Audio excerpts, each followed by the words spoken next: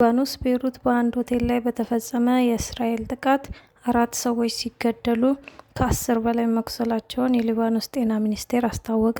ሌሊቱን በማዕከላዊ ቤይሩት የተመታው ሆቴል ከደቡብ ሊባኖስ የተፈናቀሉ ሰዎች ማረፊያ ሆኖ ሲያገለግል መቆየቱን ሚኒስትሩ ገልጧል። ይህንኑ የሌሊቱን ዘመቻ ተከትሎ ተጨማሪ ጥቃት ይፈጸማል በሚል ስጋት ቀሪ ተፈናቃዮች እየሸሹ መሆናቸውን አመልክተዋል። የኩዌት አንድ ረጅም ህንፃ በእሳት ተያይዞ የሚያሳይ ምስል ይፋ መሆኑን ተከትሎ የኩዌት ባለስልጣናት እሳቱን ለማጥፋት እየተረባረቡ መሆናቸውን ገልጸዋል። የኢራን ሚሳኤል ስብርባሪ በመውደቁ ህንፃው በእሳት መያያዙንና ሌሎች የሰላማዊ ሰዎች መገልገያ መውደሙንም አመልክተዋል። የሀገሪቱ አየር ኃይል ከኢራን የሚተኮሱ ሚሳኤሎችንና ድሮኖችን በትጋት እያከሸፈ መሆኑን ገልጸዋል። 3 ግዙፍ የኢራን ነዳጅ ማጣሪያዎች ሌሊቱን መውደማቸውን ተከትሎ የእስራኤል ጠቅላይ ሚኒስትር ቤንያሚን ኔታንያሁ የኢራን አገዛዝ ጨርሶ ሊወድቅ መቃረቡን ገልጸዋል። የኢራን ህዝብ ነፃ ለመውጣት እየተቃረበ ነው ብለዋል። የኢራን አብዮታዊ ዘብ ኃላፊ አሊ ላርጃኒ በበኩላቸው ጦርነቱ በእነ አሜሪካ ላይ እየከፋ ይሄዳል ማለታቸውን ተከትሎ ፕሬዝዳንት ዶናልድ ትራምፕ ስለ ላርጃኒ አስተያየት ተጠይቀው ማን ነው ለመሆኑ ሰውየውን አላውቀውም፣ ምንም ይበል ምን ዘመቻው በእነሱ ሜዳ ላይ ተጠናክሮ ቀጥሏል ሲሉ ገልጸዋል። ከጥቂት ቀናት በፊት የተናገሩትን በመድገም ከዚህ በኋላ ጦርነቱ የሚቆመው አገዛዙ እጁን ሲሰጥ ብቻ ነው ብለዋል። ጠቅላይ ሚኒስትር ቤንያሚን ኔታንያሁ በበኩላቸው ለህዝባቸው ባሰሙት የቴሌቪዥን ንግግር ሁለተኛ ሳምንቱን በጀመረው ዘመቻም ሁለተኛ ምዕራፍ ማለት ነው እስራኤል በርካታም አዳዲስ ድሎችን ለማምጣት በአዲስ መልክ ተደራጅታለች ብለዋል። ለጊዜው የተረጋገጠ እውነት ኢራናውያን ረዥም ዓመታት ስር ሰደው የቆየውን አገዛዝ ሊያወርዱ መቃረባቸውን ነው ብለዋል። እስራኤል ኢራንን ለመከፋፈል ሳይሆን ነፃ ለማውጣት እየጣረች ነው ብለዋል። ጠቅላይ ሚኒስትሩ በዚሁ የኢራን አገዛዝን ለመጣል እየተካሄደ ባለው እንቅስቃሴ ላይ ለመምከር ጠቅላይ ሚኒስትር ቤንያሚን ኔታንያሁ፣ የመከላከያ ሚኒስትር እስራኤል ኪያድስ እና ሌሎች ከፍተኛ የጸጥታ ባለስልጣናት አስቸኳይ ስብሰባ መጥራታቸው ታውቋል።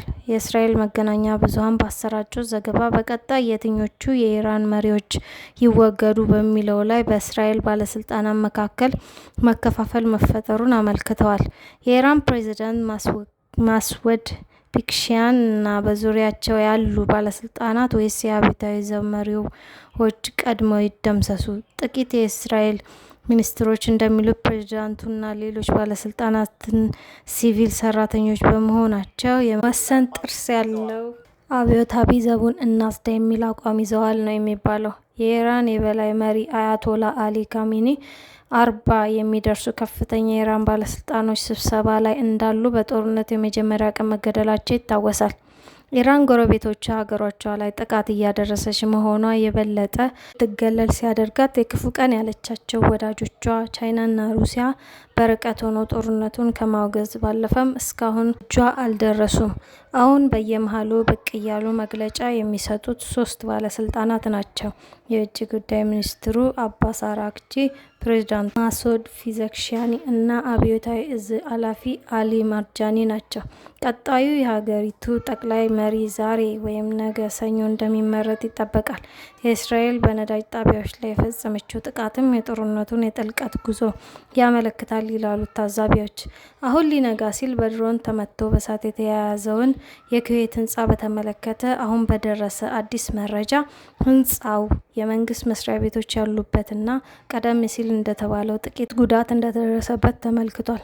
በሌላ ዜና እስራኤል ካህንን የነዳጅ ማጠራቀሚያዎችን መምታቷን ተከትሎ በኢራን ጎዳናዎች ቃጠሎ መታየቱ ተዘግቧል። ዛሬ እሁድ ረፋድ የእስራኤል ጦር ኃይል ባወጣው መግለጫ ደግሞ የኢራን ጠቅላይ መሪ አያቶላ አሊ ካሚኒ የሚከተሉ መሪዎችን አንድ በአንድ እንደሚገድል አስጠንቅቋል። የጦር ኃይሉ ማስጠንቀቂያ በኢራን ሃይማኖት መሪዎች ካሚኒን የሚተካ መሪ ለመምረጥ መቃረባቸውን ተከትሎ የተሰማ ነው።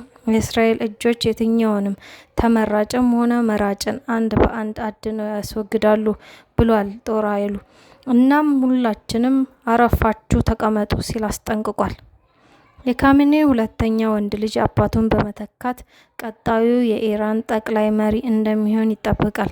ዶናልድ ትራምፕ በተመሳሳይ የካሜኒን አገዛዝ ሕጎችና ፖሊሲዎችን የሚያስቀጥል መሪ በፍጹም እንደማይቀበሉ ቀደም ሲል ማስታወቃቸው ይታወሳል። በእስካሁኑ ጥቃት 42 የኢራን መርከቦች መስጠማቸውንና ትራምፕ አያይዘው ገልጸዋል። በሳምንቱ ጥቃት 42 መርከቦች ውሃ በላቸው ብለዋል ትራምፕ ለሲቢኤስ ቴሌቪዥን የሰጡት ቃል።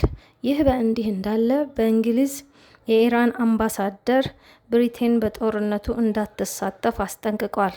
ብሪቴን በመካከለኛው ምስራቅ የሚገኙ ጦር ሰፈሮቿን አሜሪካም ራሷን ለመከላከል እንድትጠቀም መፍቀዷን ተከትሎ የተሰማ ነው የአምባሳደሩ ማስጠንቀቂያ።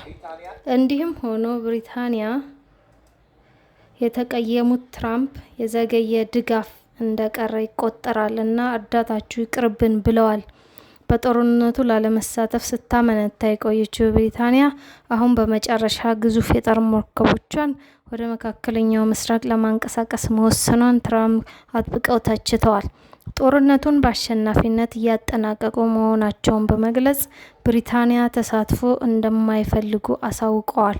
ትራምፕ ብሪታንያ በአንድ ወቅት ምናልባትም ሁሉም የላቀች ታላቅ ሀገራችን ነበረች፣ አሁን ግን 2 የጦር አውሮፕላኖችን ተሸካሚ መርከብ ወደ መካከለኛው ምስራቅ ለመላክ ብዙ ካሰበች በኋላ ወስናለች ሲሉ ተችተዋል። ጠቅላይ ሚኒስትር ኪር ስታርመር መርከቡን ከዚህ በኋላ አንፈልግም፣ ነገር ግን የሆነውን አንዘነጋም በማለት ቅሬታቸውን ደግሞ በቀጥታ ገልጸዋል። ጠቅላይ ሚኒስትር ቱርነር ጦርነት ከመግባት ይልቅ ውጥረትን ለማርገብ ጥረት እንዲደረግ ያቀረቡትን ጥሪ ትራምፕ ስታርመርን ዊንስተን ቸርችል አይደሉም ሲሉ ተችተዋል። በሌላ ዜና በመካከለኛው ምስራቅ የሚሰሩ የውጭ ሀገራት የነዳጅ ተቋማት ሰራተኞቻቸውን ከኢራቅ ማስወጣት ጀምረዋል። ሮይተርስ እንደዘገበው የነዳጅ ተቋማት ሰራተኞች በሳፉን ድንበር በኩል ወደ ኩዌት ሲሻገሩ አሳይተዋል። ሄቦርቶን የተባለው የአሜሪካ ነዳጅ አምራች ጸጥታ ኃላፊ መሐመድ ታሜህ በኢራቅ ባለው የደህንነት ስጋት ምክንያት የውጭ ሀገራት ሰራተኞች እየወጡ ነው ብለዋል። ወዴት እንደሚሄዱ በቅርቡ እናያለን ሲሉም አክለዋል። አንድ ሳምንት በዘለቀው ግጭት ነዳጅ አምራችና አከፋፋይ ተቋማት የጥቃት ኢላማ መሆናቸው ይታወቃል። ኤችኬን የተባለው የአሜሪካ ነዳጅ አምራች በኢራቅ በሚንቀሳቀሱ ህገወጥ ቡድኖች ጥቃት እንደደረሰበት ከተገለጸ በኋላ በሀገሪቱ ያከናወነው የነበረውን ስራ ለማቋረጥ ተገዷል። ኢራን አሜሪካና እስራኤል በጥምረት ለከፈቱባት ጦርነት እየሰጠች ባለው የአጸፋ ምላሽ ጥቃት ከተፈጸመባት ተቋማት መካከል የጦር ሰፈሮችና ነዳጅ አምራቾች ይጠቀሳሉ። ቀደም ሲል የኢራን አብዮታዊ ዘብ በሆርሙዝ ሰርጥ በኩል ሲያልፍ የነበረ የነዳጅ ጫኝ መርከብ ላይ ጥቃት መፈጸሙ ማስታወቁ ይታወሳል።